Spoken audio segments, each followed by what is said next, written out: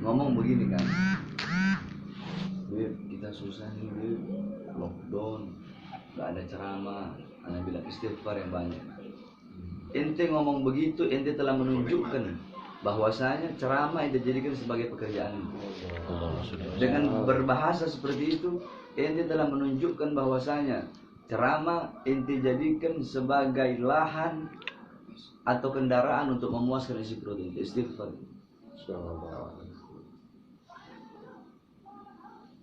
Jangan seperti itu.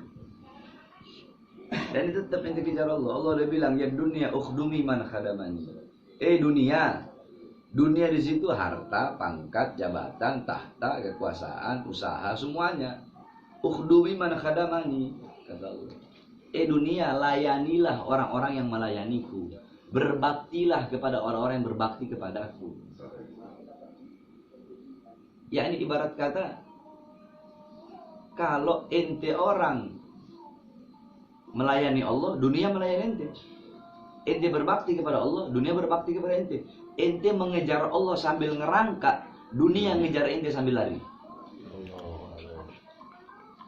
Sebaliknya, wahai dunia, kalau orang-orang yang melayani kamu sehingga lupa kepada aku, ghafil, lalai, karena melayani kamu dia lalai, karena berbakti kepada kamu, karena mencarimu dia lalai, kamu bikin hidup mereka susah. Ente kejar Allah, dunia dapat, akhirat dapat. Ente kejar dunia, dunia ente nggak dapat, akhirat ente nggak dapat. Kenapa akhirat nggak dapat? Karena waktu ente habis untuk mencari dunia. Sebab dunia itu kayak bayangan. Ente bisa ngejar bayangan? Nggak bisa kan?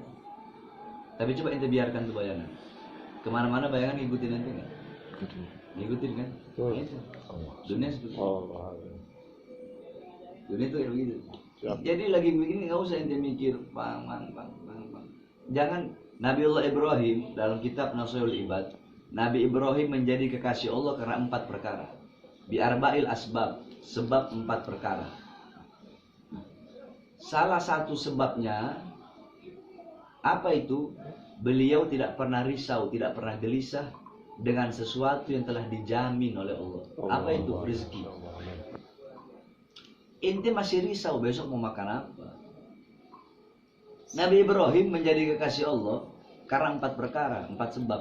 Salah satunya itu, nggak pernah gelisah, nggak pernah risau dengan segala sesuatu yang telah dijamin oleh Allah. Apa itu rezeki? Ente pagi, siang, sore, malam nyari uang, nyari rezeki, nyari nafkah. Padahal itu telah dijamin. Ente bersungguh-sungguh nyarinya. Sedangkan sesuatu yang belum dijamin itu biasa-biasa saja. Apa itu? Sorga. Harusnya kan kebalik. Sorga yang belum dijamin, akhirat yang belum dijamin, itu yang ente sungguh-sungguh nyarinya. Dunia, harta, rezeki yang sudah dijamin biasa-biasa aja. Rezeki nggak bakal ketuker. Anak sama ente 1, 2, 3, 4. Ente orang berempat mancing, lautnya sama, perahunya sama, umpannya sama, kailnya sama. Dapat ikannya sama nggak? Beda. Ente 3, ente 6, 2, nggak dapat. Padahal sama. Rezeki seperti itu. Rezeki itu ada 2. Ada rezeki yang dicari, ada rezeki yang mencari. Ketika engkau tidak bisa mencari rezeki, maka Allah perintahkan malaikat untuk membawakan rezeki itu kepadamu. Itu rezeki yang mencari. Tidak ada yang mustahil bagi Allah. Tetap ada ikhtiar, tetap usaha, tetap kerja, tetap harus itu. Nabi aja dagang kok. Kalau ente tawakal, nggak ada ikhtiarnya, bodoh, keledai ente. Ikhtiar, tapi jangan sampai pekerjaan ente membuat ente lupa dan lalai kepada Allah. Jangan sampai ente lebih rela kehilangan Allah karena harta daripada kehilangan harta karena Allah. Jangan sampai lebih rela kehilangan Allah karena usaha daripada kehilangan usaha karena Allah. Jangan sampai lebih rela kehilangan pangkat jabatan karena Allah daripada kehilangan jangan sampai lebih rela kehilangan Allah karena pangkat dan jabatan daripada kehilangan pangkat dan jabatan karena Allah Subhanahu wa taala. Ente kejar Allah, layani Allah, taat sama Allah, patuh sama Allah, Allah jamin hidup ente bahagia dunia. Amin. Jadi keadaan seperti ini nih, lagi lockdown, nggak usah gelisah, dijamin sama Allah. Ya jangankan kita manusia yang beriman, manusia yang beribadah. Binatang saja di zaman Nabi Sulaiman alaihissalam, cacing buta yang berada dalam batu, yang tidak bisa kemana-mana tuh cacing, tidak bisa nyari rezeki. Ini kan ibarat katanya dalam rumah lockdown, nggak bisa kemana-mana. Iya kan? Nah, cacing yang buta yang berada di dalam sungai yang dalam, terus itu cacing berada dalam batu, dia buta nggak bisa cari makan. Allah utus semut bawa gandum di samping sungai. Itu semut nggak bisa berenang. Allah utus lagi perantara. Apa itu? Kodok. Ini semut masuk dalam mulut kodok. Ini kodok, ini katak masuk ke dalam sungai. Dia suap itu cacing yang buta. Kenapa? Karena itu cacing nggak bisa nyari rezeki. Sehingga Allah yang bawakan rezeki. Itu orang dalam keadaan lockdown semua dalam rumah. Lah terus kalau rezeki datang dari Allah, kok bisa itu orang masih hidup sampai sekarang? Nah, emang itu nggak makan? Makan kok tetap itu. Minum tetap itu. Jadi jangan gelisah dengan sesuatu yang telah dijamin oleh Allah. Terus masalah corona, jangan takut sama corona, takut sama Allah.